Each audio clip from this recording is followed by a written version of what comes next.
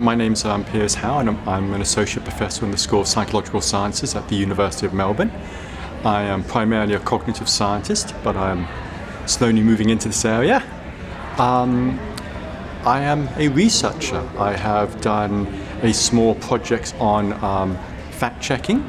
So a lot of social media organizations are trying to confront the misinformation flowing on their platforms using fact-checking. So they're wising up that their users are dissatisfied by the amount of misinformation and they need to do something. And they mostly have various forms of fact-checking solutions.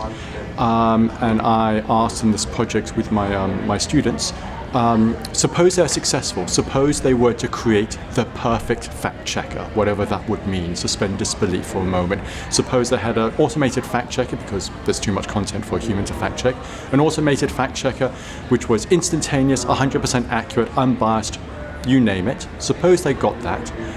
How useful would it be? To what degree would it actually reduce the flow of misinformation on their platform? To what degree would people actually use it and not just turn it off? And if they did use it, to what degree would it actually affect their decisions? For example, if a post was labeled as false, would that mean that they wouldn't share it?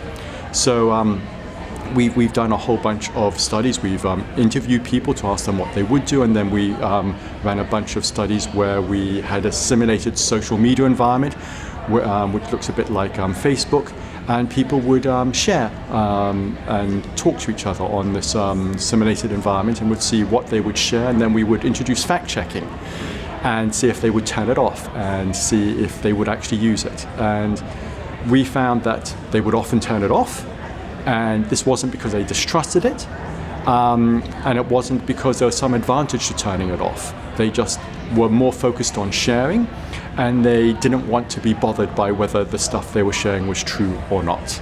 We're in the process of trying to scale it up into more realistic environments where they would have their friends.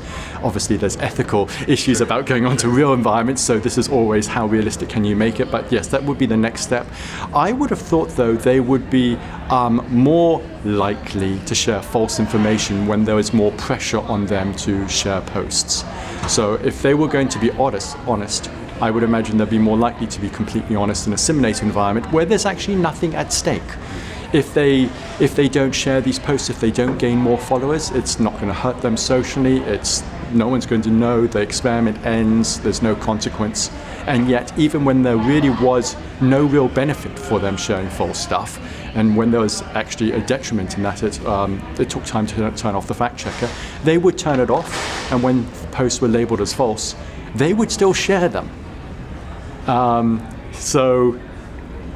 I think it's disappointing, but I think your question's a really good one. It's like, it was, and when we did this, before we even ran them, we asked them, what would you do? And they actually told us their behavior. They'd say, yes, I would often turn off the fact checker, and I would often share false posts, and I think everyone's going to do the same.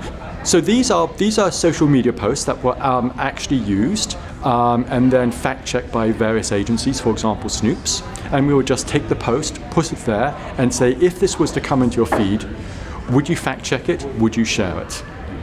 Except, yeah, that was the initial bit, and then we actually had a system where they were receiving posts in a simulated feed, and they actually had to indicate whether they would share it and go through the clicks.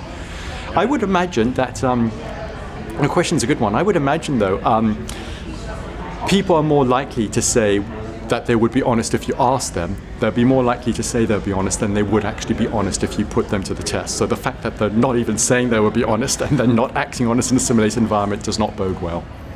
Well, the purpose of this research was more to say, okay, hold on, social media companies.